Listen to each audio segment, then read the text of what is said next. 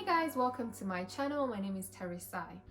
I speak positivity, exude creativity. Worship is my life, not an activity. So when I say I love God, I mean it. So in this video, I am introducing to you a new series which is called How to Get Yourself on the Property Ladder as a First-Time Buyer. I've been doing conveyancing for a number of years now, and I know that there are 4 ways whereby you can get yourself on the property ladder without necessarily having a lot of money. So in this video today, I'm going to discuss one of the options, which is shared ownerships. So what is a shared ownership property? Well, these are properties that are owned by mostly housing associations. So what you would do is you would only purchase a percentage. So let's say a property is worth £100,000. You would then come and buy a share of that property. So let's say 25%, which tends to be the initial percentage that you purchase. And what that means is then you would only have to pay £25,000 for your 25% share of the property. But then what that means is for the percentage that you don't own, so in this case that's owned by the housing association, which would be 75%, you would have to pay rent for that. You find obviously the rent will be cheaper than solely renting, and most of these housing associations will also charge a service charge. Service charge is used to pay for things like buildings insurance.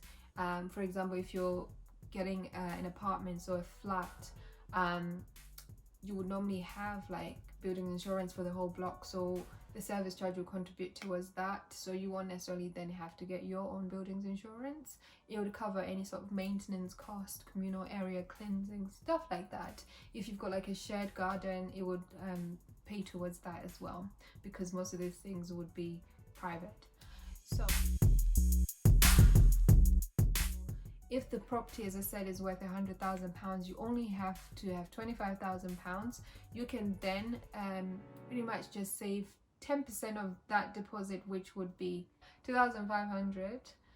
That would be your deposit.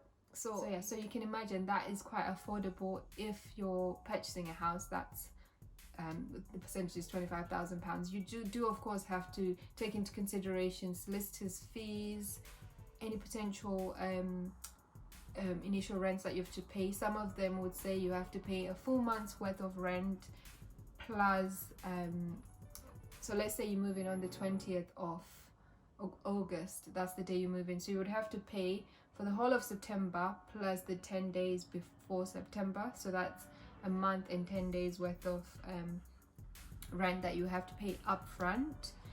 You would also have to pay service charge up front. So let's say you've been in the property for 5 years and you've owned your 25% share. In that time, you could contact the housing association and say, I'd wish to increase my percentage. This process is called staircasing. So what you do is you go to them, they'll get a property valuation of what the property is worth then, and then you'll just pay for the percentage that you're purchasing. So let's say you want to purchase another 25%, it will be 25% of the property value then. So you can increase it.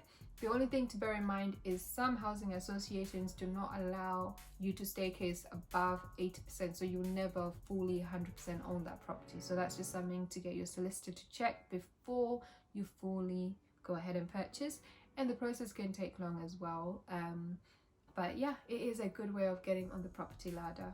I hope this has helped somebody who's considering purchasing a property, who's a first-time buyer, that it is possible. There are ways to go around it which are cheaper.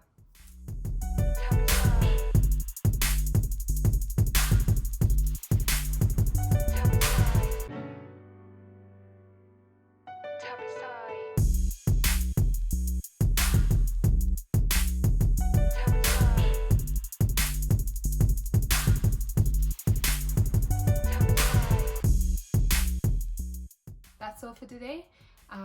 On the next video, I'll be discussing help to buy equity mortgages. Thank you for watching.